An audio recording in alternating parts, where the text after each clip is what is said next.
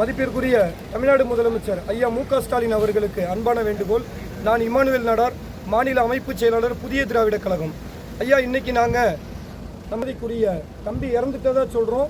ஒவ்வொருவருடைய மனதிலையும் அஜித் குமார் அப்படிங்கிற பேர் ஒழிச்சுக்கிட்டு தான் இருக்குது. அதனால் இன்னைக்கு இந்த இடத்துக்கு வந்திருக்கோம்.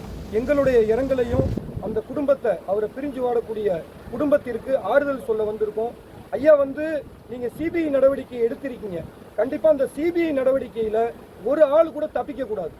அறிவியல் புரியுமா, எப்படி நம்ம அண்ணா யூனிவர்சிட்டியில் அந்த நபரை நம்ம 5 மாதத்தில் சார்ஜ் ஷீட் போட்டு தண்டிச்சோமோ, அதே போல் இந்த வழக்கில் யார் யாரெல்லாம் சம்மந்தப்பட்டிருக்காங்களோ அவங்க எவ்வளோ பெரிய அதிகாரியாக இருந்தாலும் சரி நீங்கள் தண்டிக்கணும். தண்டிக்கல அப்படின்னா தமிழ்நாடு மக்கள் கண்டிப்பாக அதை ஏற்றுக்க மாட்டாங்க. அஜித் குமார் என்கிற ஒரு நபர், அவர் தனிப்பட்ட நபர் இல்லை. இது ஒரு பத்திரகாளியோட ஒரு அம்சம்தான். காவல்துறை ஒரு கஸ்டடிக்கு எடுக்கும் போது அவங்களுக்கு ஏன் இவ்வளோ ப்ரொசீஜரை ஃபாலோ பண்ண முடியல? ஒரு தனிப்படைனா என்ன வேணா பண்ணிடுவாங்களா? இதை வன்மையாக கண்டிக்கிறோம். தமிழ்நாட்டில் இனிமேல் இதை மாதிரி லாக்அப் டெத் அப்படிங்கிறது வந்துச்சுன்னா இதில் கட்சி வேறுபாடு இன்றி, மத வேறுபாடு இன்றி, இன வேறுபாடு இன்றி ஒட்டுமொத்த தமிழ்நாடு மக்களும் சம்பந்தப்பட்ட காவல் நிலையத்தை நாங்கள் முற்றுகையிடுவோம். காவல்துறை இது போல அராஜக செயலில் நடக்கக்கூடாது. எங்களுடைய அமைப்பு சார்பான கண்டனத்தை தெரிவிச்சுக்கிறோம். அந்த பையனுடைய ஆத்மா இதில் இருக்கக்கூடிய அத்தனை நபர்களையும் தண்டிக்கும் போது மட்டும்தான் சாந்தி அடையும்னு சொல்லிக்கிறோம். இதில் எல்லாருக்குமே பங்கு இருக்கு. தமிழ்நாட்டையே உழுக்கக்கூடிய இந்த ஒரு சம்பவம் நாங்கள் இப்போ பெனிஸ் ஜெயராஜ் வழக்கில் இன்னைக்கு வரைக்கும் பார்த்துக்கிட்டு இருக்கோம். சம்பந்தப்பட்ட அதிகாரிகளை இது வரைக்கும் வெளியில் விடலை. அதனால மாண்புமிகு நீதியரசர் உடனடியாக இதை விசாரணை பண்ணி உங்களுடைய நேரடி பார்வையில் ஒரு குற்றவாளிகளையும், இவங்க குற்றவாளி தான், ஒரு குற்றவாளியும் நீங்கள் தண்டிக்கணும். காவல்துறை மனிதாபிமானம் இல்லாமல் நிரபராதிகளை அடிக்கிறதும் துன்புறுத்துறதும் உங்களுக்கு இனிமே இருக்கவே கூடாது. தவறு செஞ்சிருந்தா சட்டத்தின் அடிப்படையில் நீங்கள் அவங்கள கைது பண்ணுங்க, நீதியரசர்கிட்ட ஒப்படைங்க, ஆயுள் தண்டனை கொடுங்க, ஏன் மரண தண்டனையை கொடுங்க. ஒரு மனிதனோட உயிரை எடுக்கிறதுக்கு உங்களுக்கு யார் ரைட்ஸ் கொடுத்தா? இதை ஏற்றுக்க மாட்டோம். இது ஏதோ ஒரு சம்பவமாக நினச்சி இனிமேல் நகர்ந்து போக முடியாது. இது சரித்திரமாக மாறுது. இந்த பையன் தன்னுடைய உயிரை கொடுத்து இந்த காவல்துறையோட அராஜகத்தை இன்னைக்கு வெளியில கொண்டு வந்திருக்காரு.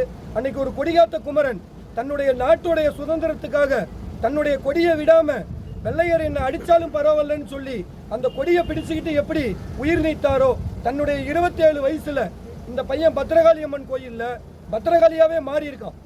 அவனுடைய அந்த கொதிப்பு எப்படி இருந்திருக்கும்? அது அடங்காது. கண்டிப்பா எங்களுடைய இளைஞர்களோட கோபம், இதுல எந்த கட்சி வேறுபாடும் கிடையாது.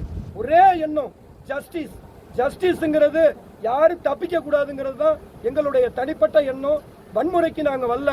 மீண்டும் சட்டத்தின் அடிப்படையில் கேட்குறோம். சட்டத்தின் அடிப்படையில் சம்பந்தப்பட்ட அதிகாரிகளை நீங்கள் கைது பண்ணணும். அப்படி இல்லை அப்படின்னா தமிழ்நாடு முழுவதும் இளைஞர்கள் படை எப்படி ஜல்லிக்கட்டுக்கு ஒன்று திரண்டோமோ அதே போல அஜித் குமாருக்கு ஜஸ்டிஸ் கேட்டு ஒரு மாவட்டத்திலையும் இளைஞர்கள் மத வேறுபாடு இன்றி, இன வேறுபாடு இன்றி நாங்கள் போராட்டத்தை முன்னெடுப்போம்.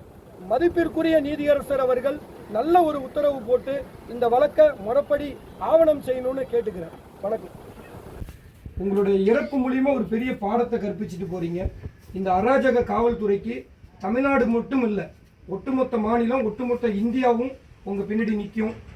உறுதுணையா உங்களுடைய இந்த பரிதாப செயலுக்கு எவ்வளவு பெரிய அதிகாரியா இருந்தாலும் அத்தனை அமைப்புகளும் உறுதுணையா இருப்போம். உங்களுடைய ஆத்மா அன்னைக்கு தான் சாந்தி அடையும். நாங்களாம் திருப்பூர்லேருந்து வரோம் தம்பி. உண்மையாகவே நாங்கள் ஒரு வார்த்தையை விவரிக்க முடியல, அந்தளவுக்கு சோகம். உன்னுடைய இடத்துக்கு வரணுங்கிற எண்ணத்தில் தான் இன்றைக்கி நாங்கள் வந்திருக்கோம். உன்னுடைய ஆத்மா கண்டிப்பாக சாந்தி அடையும் தம்பி. ஒரு பெரிய பாடத்தை கற்பிச்சுட்டு போயிருக்க இந்த சின்ன வயசில். நீ எவ்வளோ அவதிப்பட்டிருப்பேன்னு தெரியும். இதை தாண்டி அந்த நபர்கள், அந்த படுபாவிகள் அவதிப்படுவாங்க. நாங்கள் உறுதுணையாக இருப்போம். கவலைப்படாத தம்பி.